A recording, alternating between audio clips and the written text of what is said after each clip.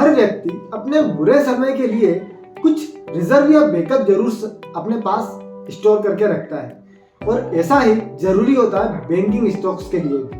तो बैंकों को भी अपने बेड लोन्स के लिए या बेड कंडीशंस के समय के लिए कुछ कैपिटल रिजर्व करके रखना पड़ता है, जिसको कहा जाता है कैपिटल एडिक्वेसी रेशियो।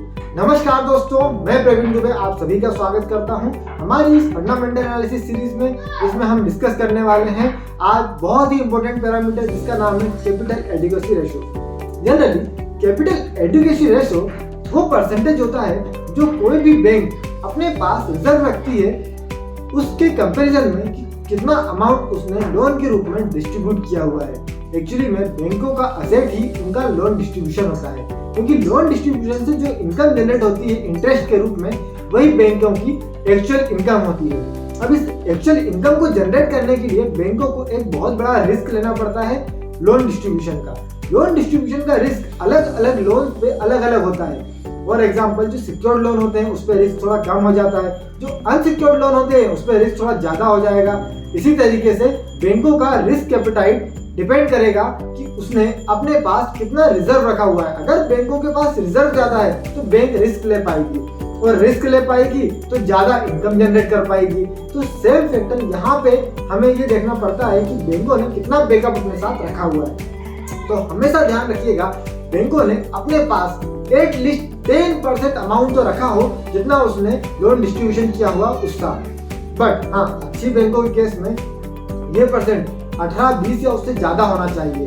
बट हाँ, फिर भी 15 to 18% के रेट को भी हम एक एवरेज रेट मानते हैं। बट इससे कम अगर CAR है तो आप उस बैंकों को हाथ लगाने से पहले बहुत सोच समझ के उसमें इन्वेस्ट करें, क्योंकि ऐसी बैंकें जिनके पास बैकअप ना हो वो आगे आने वाले समय में किसी भी बैड सिचुएशन में या बैड लोन के आ जाने के कारण अपने आप को सरेंडर कर सकती हैं या दिवालिया कर सकती हैं। तो इस केस में आपका पैसा बहुत हद तक डूबने के चांसेस हैं, इन केस अगर आपने उस स्टॉक में इन्वेस्ट किया है तो भी।